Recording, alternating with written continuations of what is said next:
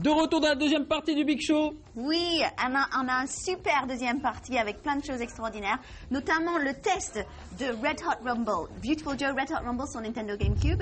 Ouais, et aussi, c'est Tommy qui va nous parler des Jeux Olympiques, des anciens jeux de Jeux Olympiques d'hiver. Et à suivre en fin d'émission toute l'actu high-tech avec nous aussi notre sélection des téléphones portables à moins de 150 €. C'est unique, c'est incroyable. Et ça, c'est seulement dans le Big Show. Dans le Big Show, bien sûr. Mais tout de suite, nous allons passer avec Lionel qui est aux toilettes pendant la pub.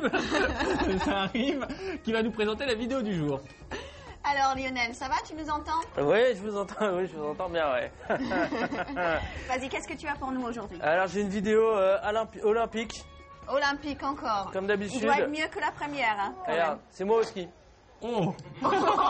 Ça fait mal. Vidéo à retrouver sur le blog du Big Show, GameOne.net. Et la prochaine fois, Lionel, quand tu vas aux toilettes, tu enlèves le micro pour pas qu'on entende. Merci. Maintenant, c'est l'heure du test. On va tester Beautiful Joe Red Hot Rumble sur Nintendo GameCube. Est-ce qu'il est bien ou pas? On vérifie tout de suite le verdict. Allez, c'est parti.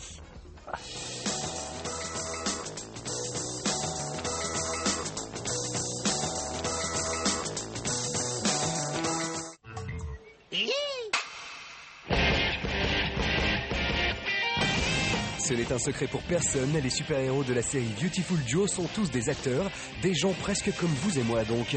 Mais voilà, avec les années, le plus fameux d'entre eux, le Captain Blue, n'est plus le jeune gaillard d'antan. Son ventre a depuis longtemps englouti sa ceinture. La blancheur éclatante qui illumine son visage ne vient plus de son râtelier, mais de son épaisse moustache.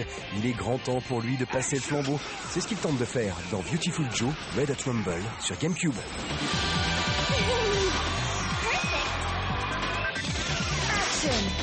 Captain Blue décide de devenir réalisateur et lance un énorme casting pour trouver son remplaçant légitime.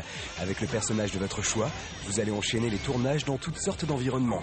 Avant chaque scène, un objectif est fixé et les acteurs en lice de 2 à 4 doivent tout faire pour décrocher le meilleur score.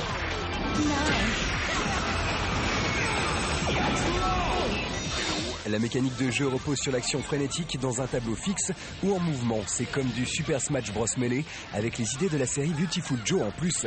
Aux côtés des coups de base, vous retrouvez donc les effets spéciaux, le ralenti ou le zoom. De nombreux bonus et des mini-jeux agrémentent chaque partie et le vainqueur n'est pas forcément celui qui remplit consciencieusement l'objectif fixé. Le charognard, le traître ou le vautour qui récupère tout ce qui traîne et qui détrousse ses adversaires peut tout à fait l'emporter.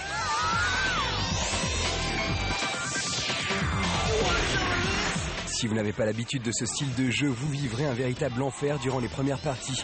Humiliation, injustice et désespoir seront vos seuls amis. Le côté fouillis des premiers moments finit cependant par s'estomper pour laisser place à du plaisir pur jus. Un dernier conseil, si rien n'égale le multijoueur, veillez quand même à ce que vos potes soient du même niveau que vous. Sinon, vous risquez la faute de goût, la sale note, qui rayera définitivement votre appart des endroits à fréquenter. Alors, c'est disponible cette semaine, le 24 février. Ça a l'air pas mal, Tommy, n'est-ce pas? Ah, moi, je suis un grand fan devant l'éternel de Beautiful Joe. Ouais. Donc, j'adore, d'autant que ce jeu s'inspire d'un autre de mes grands jeux favoris de la GameCube.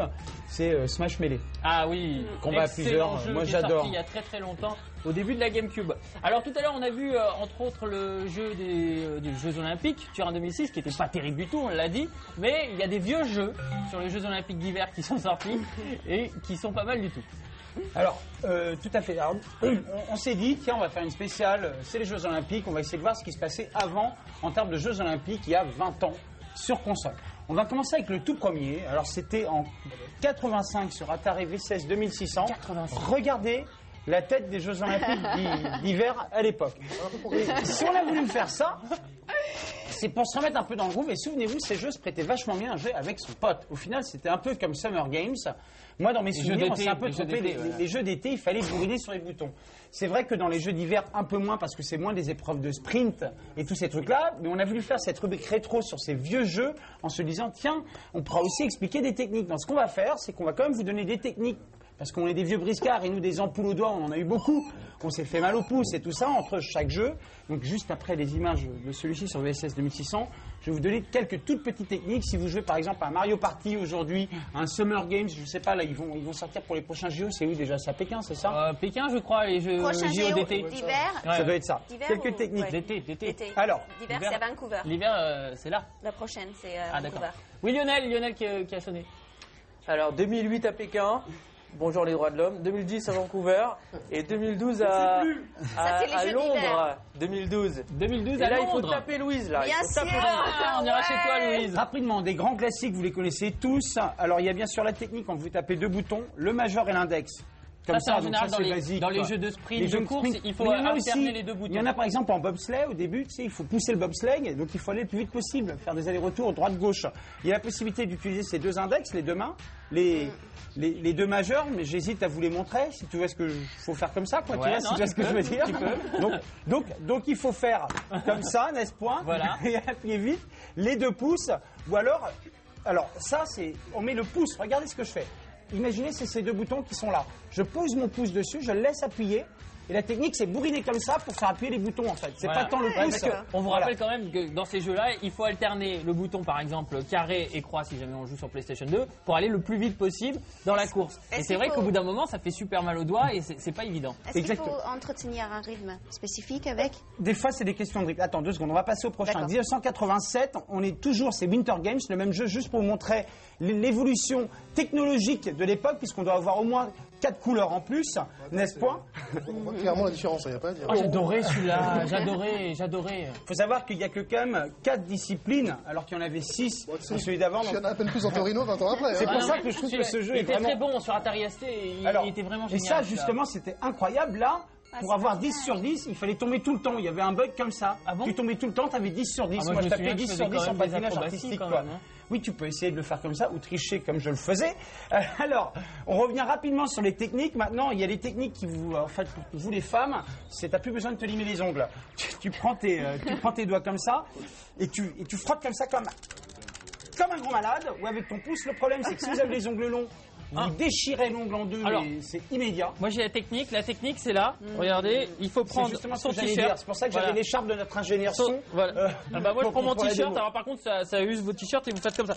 Ça va super vite et vous battez tous les records comme ça. Par Le contre, briquet. au bout d'un moment, bah, voilà, On y votre arrive, t-shirt il vous devient allez trop vite, voilà, là. comme ça. Alors tout de suite, des images du prochain. Là, c'est Winter Extreme Skiing and Snowboarding. C'est Ubisoft à l'époque. Donc imaginez les gens qui font Prince of Persia aujourd'hui, King Kong, tous ces jeux-là. C'était en 1993 sur Super Nintendo.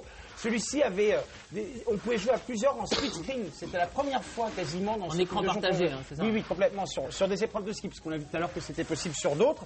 En effet, on revient sur les techniques. C'est plus pour vous montrer que quand même les JO avaient quand même une sale tête à l'époque. Hein. Et en plus, c'est vrai qu'on jouait beaucoup moins aux Jeux Olympiques d'hiver qu'on joue aux Jeux Olympiques d'été. C'était plus drôle le sprint, la natation, les plongeons, tous ces trucs-là. Il y a bien évidemment la sempiternelle technique du briquet. Alors là, c'est la meilleure au final. Ça bousille on les prend manettes, comme hein. ça. Bon, ça bousille les manettes, mais on prend comme ça et on boule comme un malade. Bon, vous voyez, ça règle. Oh là là, on a cassé la manette. Ah, bah, Je suis en bravo, train de Tommy. griller la manette. Bon, c'est pas grave. C'est une technique comme une autre. Quand on a des ampoules par les mains, ben, on peut mettre des pansements, des trucs comme ça. On passe au prochain jeu. C'était en 94. Là, il s'agit de Winter Gold. Est-ce que vous vous souvenez d'un éditeur qui s'appelait US Gold? C'est l'ancienne d'Ubisoft. Voilà, exactement. Donc là, il y avait 8 disciplines sur celui-ci. Ça n'apportait pas grand-chose en innovation. Et regardez graphiquement, on a même l'impression de revenir en arrière. Bon, c'est normal, on est sur Game Boy. On est sur Game Boy. Comme je précise qu'on est sur Game Boy. C'est un des tout premiers. Bon, ça, c'est quand même... Là, je suis content qu'il y ait Torino 2006. Ouais, On c'est est déjà clair. comme ça. Là, on est Que content. tu vois. On va avancer un peu plus vite parce que sinon, on va jamais y arriver. Donc, il y a... vous pouvez aussi utiliser une cuillère. Le problème, c'est qu'elle se plie très vite. La balle de ping-pong marche très bien, mais elle se dente très très vite aussi à ce niveau-là. Donc, on se dente. Il y a une... Comment est-ce qu'on dit, Julien, en français? Bon, ok, d'accord. Enfin, elle s'encorne. Il y a une dalle. D'accord. C'est ce que je veux dire. Bon, bref, Bon, voilà, comment c'est le traduire fragile. en français? Un stylo. On vous montre le prochain. Là, on est sur du Lillehammer 94. Si j'ai voulu montrer celui-ci, c'est que c'est la première fois que c'est une licence officielle des Jeux Olympiques. Avant, c'était des Summer Games et des Winter Games. Là, c'est la première fois Lillehammer, je vous rappelle, en Norvège. Donc, il y a maintenant 12 ans. Ça a eu lieu. Mais oui, et le seul jeu qu'il y avait eu avant comme ça, c'était Barcelone 92, mais c'était pour les jeux d'été. Donc c'est la première fois là qu'on a eu une licence officielle. Là, on avait un gameplay beaucoup plus varié avec plein d'épreuves. La dernière technique, et ça c'est pour ceux qui jouent aujourd'hui, elle est apparue Oula, j'ai peur. récemment. C'est, Oula. attends, ouais, passe-moi moi, s'il te plaît. Voilà. Regardez ce tapis de danse là. Le plus simple au final, c'est de pas prendre une manette, c'est de brancher un tapis de danse et d'y aller comme ça, comme un bourrin. De courir, et en fait, on va beaucoup plus vite que si on était avec les pouces ou un truc comme ça, et je le fais pas parce qu'on doit pas être en chaussures, et là, tous les fans de DTR sont en train de me maudire de marcher sur un tapis de danse. Les fans de Voilà. Dance Voilà. Revolution. Et je tiens juste à terminer quelques images rapides, mais ça c'est parce que moi j'avais beaucoup joué, donc là, c'est Winter Golf, ce coup-là c'est sur Super Nintendo, vous l'avez vu sur Game Boy tout à l'heure, ça a quand même pas la même tête. Celui-ci c'était des graphismes pseudo 3D. Génial. Donc à l'époque c'était Ah, hyper novateur, c'était un peu dans le style de Killer Instinct ou de Donkey Kong, en beaucoup moins beau, bien évidemment, parce que c'est pas aussi bien fait. Là il y avait encore que 6 disciplines, donc c'est peut-être un problème qu'il y a toujours eu sur les jeux d'hiver, pas assez de disciplines. En tout cas, t'es pareil dans le jeu vidéo par hasard, toi. Hein. Ce type est fou. Voilà, on a fait notre petite sélection. Il y avait aussi une petite technique, c'était de prendre un chocolat avec une surprise dedans et de prendre le petit truc jaune pour Oui, ça cartonner. marche très bien, marchait Très très vachement bonne, bien. et surtout vous le mettez au bout du pouce, ça marche bien, c'est la bonne taille. Après vous mettez du scotch pour pas qu'il s'envole. Voilà, ouais. Donc, Ça c'est la grosse ultime, Voilà. la technique ultime. Oui, Lionel qui a fait oui. sonner. Si je peux me permettre, il n'y a que 15 disciplines dans les JO d'hiver. Après, il y a hommes, femmes, etc. Mais il n'y en a pas plus. Hein. Oui, mais je te parle de 6 disciplines depuis tout à l'heure, donc 2 fois 6, Non, mais 12, pour les JO de Turin. plus 3, donc il en manque beaucoup quoi. Ah non, Ouais, pour les JO de Turin, il a répondu à la question qu'on se Il y posait aura- dans la première il n'y a partie. que 15 disciplines. Ils auraient pu je mettre croyais qu'il y des avait disciplines plus. exé, des disciplines d'exhibition, quoi. Ça coûtait rien. Mais il n'y a pas le hockey sur glace, des trucs comme ça? Non. Ben non, ça c'est des jeux à part entière, tu vois. Electronic Arts, ils sont trop contents de te vendre des NHL, ils vont pas le mettre dans les Jeux Olympiques d'hiver, quoi, par exemple. Dès qu'on passe ça, Allez, ça, c'est on ça. quitte le jeu vidéo. Dans un instant, nous allons parler de notre sélection des téléphones portables à moins de 150 €. C'est quand même pas trop cher, ça fait 1000 balles environ. Alors, si vous êtes monsieur ou madame Gadget, c'est le moment parce qu'on va voir les actualités high-tech. C'est tout de suite. Allez, c'est parti.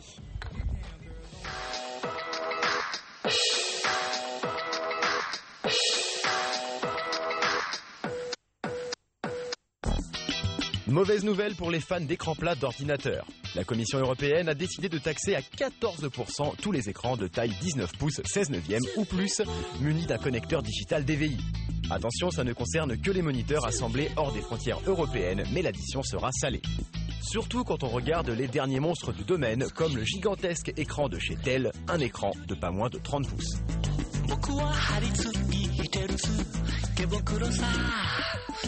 Si vous conduisez souvent la nuit, Mercedes et BMW vous préparent une petite révolution de technologie automobile.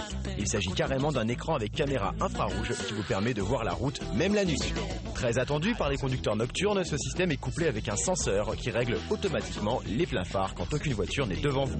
C'est impressionnant et l'utilisation des infrarouges permet de plus de repérer très facilement les piétons.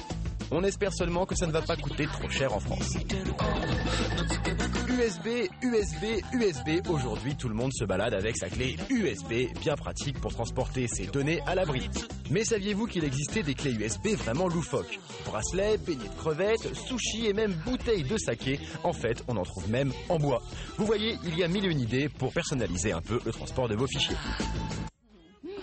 Alors, les clés USB sushi, j'hallucine. Bah, on connaissait les sushis, mais il y a des clés USB en bois. Ça, je trouve ça pas mal, et en forme de bouteille de saké. Et il y a aussi les spaghettis bolognaises. en Attends, clé moi j'en ai USB. bien en forme de basket, une clé USB, alors tu vois. Voilà, en forme de basket. mignon, ça. En Regarde. spaghetti bolognaise, c'est pas mal aussi.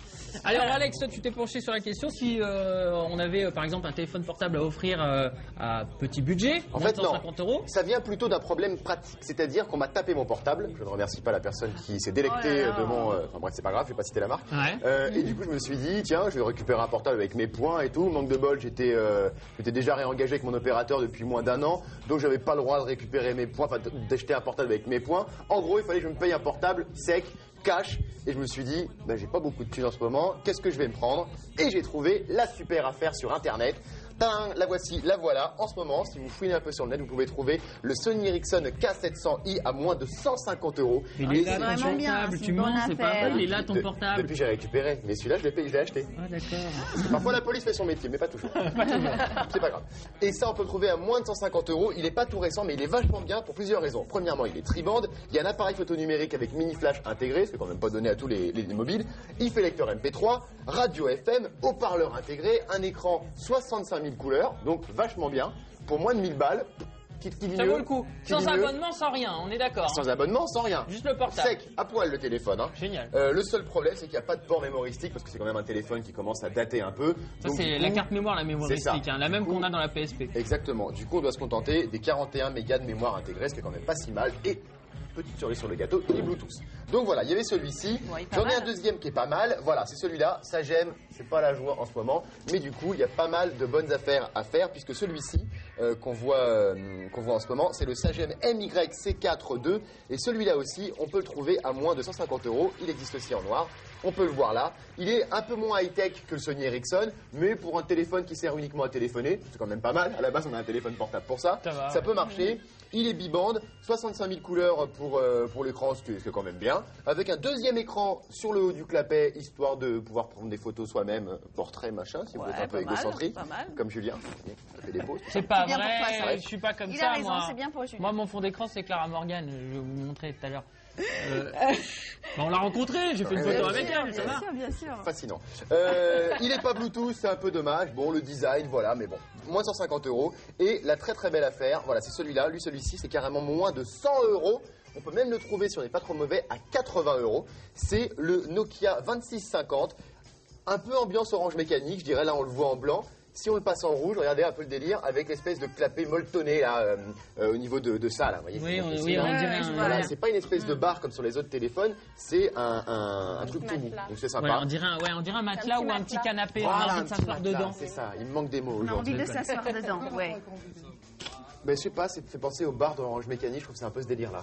Tu vois ce que je veux dire? Mais chacun voit midi à sa porte après. Et celui-là, on peut le trouver à moins de 100 €, voire 80 €. Bon, il n'est pas ultra high-tech, mais l'autonomie est vachement bonne, comme tous les téléphones Nokia en tout cas.